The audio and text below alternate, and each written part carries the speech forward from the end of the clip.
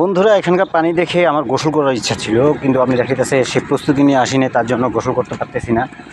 তো গোসল করতে না পারলেও দুধের স্বাদ ভুলে মেটে যেভাবে সেটা করার চেষ্টা করব। ওই যে আমার পিছনে দেখতেছেন এক মুরব্বি মাছ ধরতেছে কারেন্ট জাল দিয়ে। আর এটা হইতেছে আপনার মোল্লাবাজার স্ট্যান্ড বাজার যাওয়ার রাস্তা। এটা হইতেছে হাসনাবাদ ব্রাক্ষণগাঁও এরিয়া।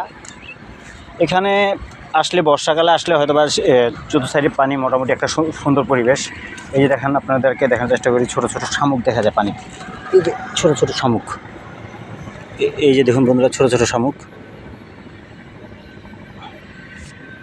এই যে শামুক, এগুলোতে এই যে দেখাইতেছে এখানে মাছ পাওয়া যায়। এই যে এখানে শামুক, আপনাদেরকে আর শামুক আর একটু ক্লিয়ারভাবে দেখাইতেছে, কারণ সূর্যের দিকে মুখ করে ভিডিও করতে হইতেছে, আপনাদের ভিডিও করতে হইতেছে, তার জন্য দেখাইতে পারতেছি না। কারণ সূর্যের আলোটা পড়লে ভিডিও সবসময় খারাপ হয়।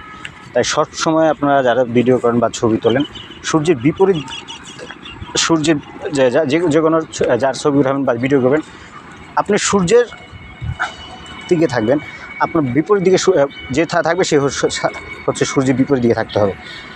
তো তারপর একটু মুখ, একটু লবণ, একটু মুখটা ধুয়ে ফেলি, কারণ আপনাদের কাছে মাঝে এসেছি, আবার একটু মুখটাও ধুয়ে ফেলি। আবার একটু শামুক, এই যে শামুক দেখায় আপনাদেরকে, এই যে শামুক, এই যে শামুক, প্রকৃতি যেখানে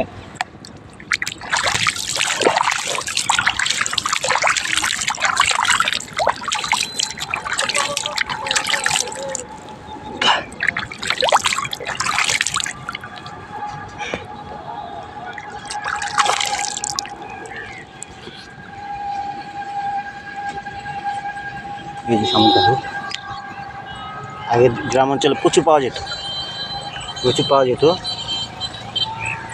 তো এখন এই শামুকগুলো পাওয়া যায় খুব একটা, তেমন পাওয়া যায় না, খুব কম পাওয়া যায়।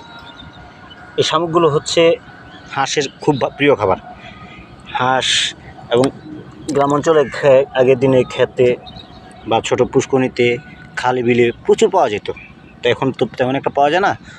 তো এগুলো আজকের মতো এখানে রাখতেছি। আসসালামু আলাইকুম।